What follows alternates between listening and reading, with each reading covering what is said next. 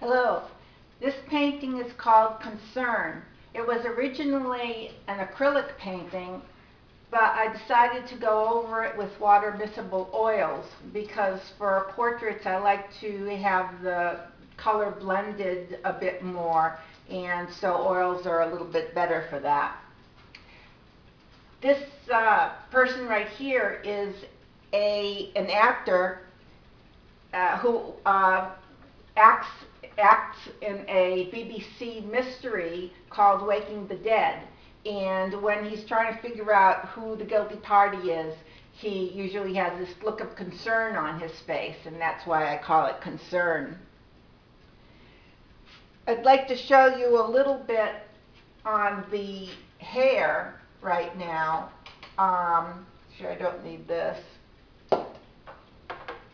The underpainting for hair, for white hair, is usually gray.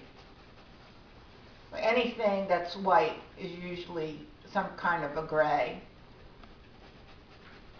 And that's just so that the white, when it goes on top, will show the highlights of the white. Originally I had this in more of a flesh tone underneath the hair, but it didn't quite look right. And this gray was made out of a combination of cerulean blue, orange, and dioxazine purple with some white.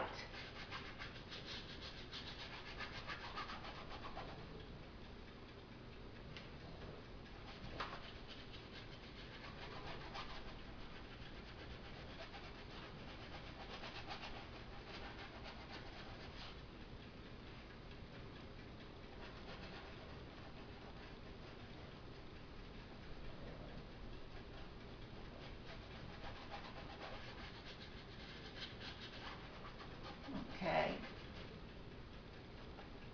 Get some over there on the sideburn. Now for a little bit of white.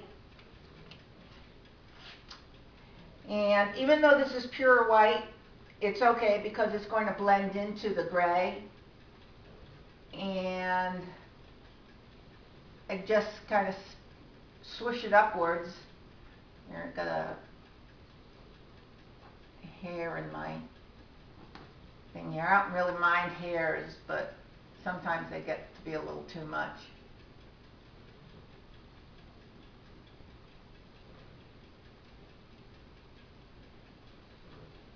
Some downstroke, just in the direction of the hair. Try not to have a hard line over here in the hair, where the hair meets the forehead, and blend that in. I use my finger a lot for my tool.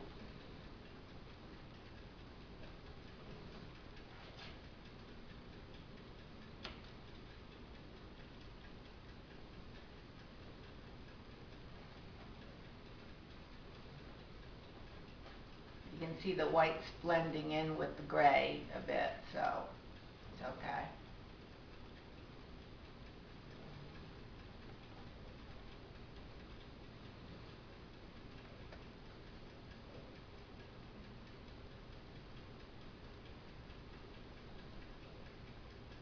I only make these videos about 10 minutes each. Got a little timer going.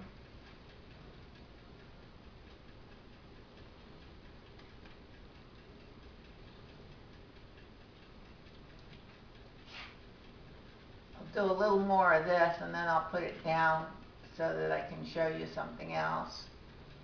Because the hair is going to take me a lot more than 10 minutes to do.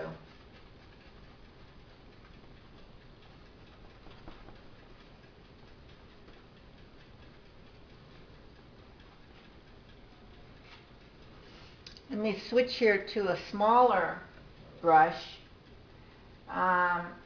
His lips are a little bit too red right now. I like to make the lips a flesh color My flesh tones I create with burnt sienna, yellow ochre, and burnt umber with some white to get the different shades.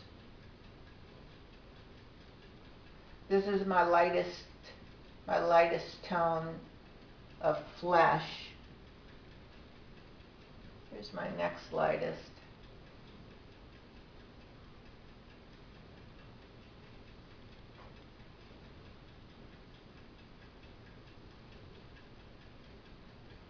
The shadow colors for the face have a little bit of sap green in them. So it's the basic flesh color without the white and adding some sap green because that's a complement to the orange of the face. Put a little bit more shadow.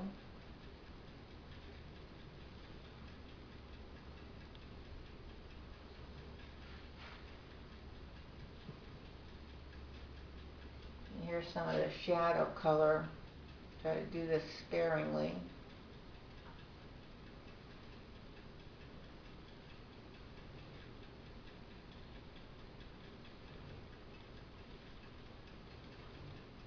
Let me move over a little bit to the eyes here.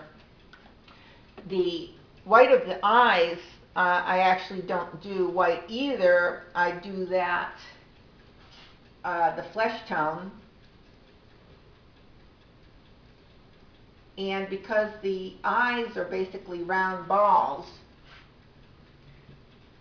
I have the middle parts the lightest, and then I go into the edges with a little bit darker color, because like a ball, to make something look round, the edges are a little bit darker, and then they get light. It gets lighter as it comes more into the light, the roundness of the ball.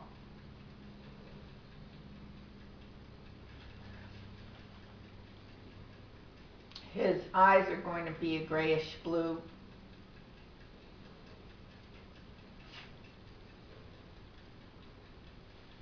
Oh, too much paint.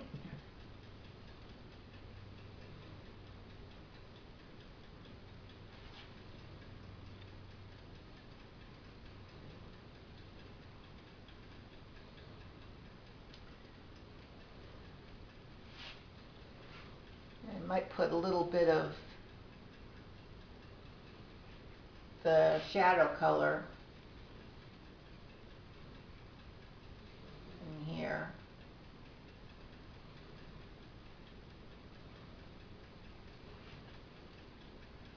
That's the flesh color with a little bit of sap green.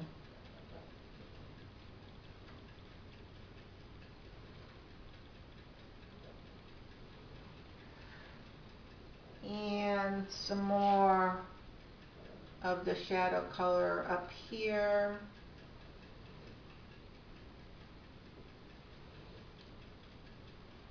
I may put in some blues here to complement what's going on.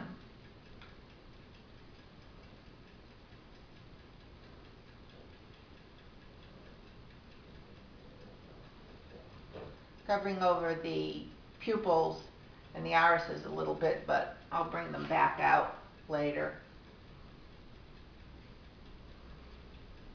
Just for now, I want to get the shadow color on. Probably do a little bit of the eyebrow now. Don't want to get it too heavy because nobody's eyebrow is solid. You can see the flesh coming through.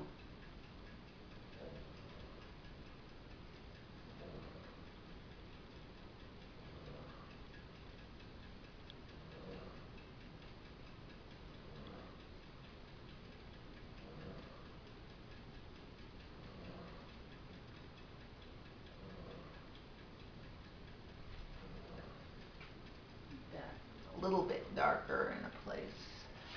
This one here, let's see, where is his eyebrow?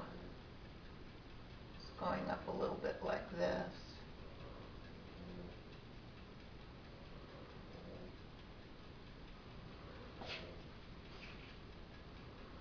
putting a little bit of Payne's Gray in here.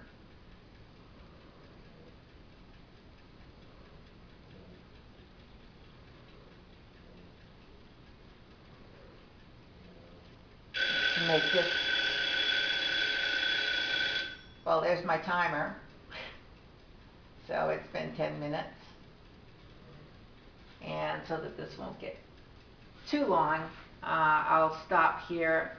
But you can see the finished painting when I have it on my website at visualgemstudio.com. Thank you.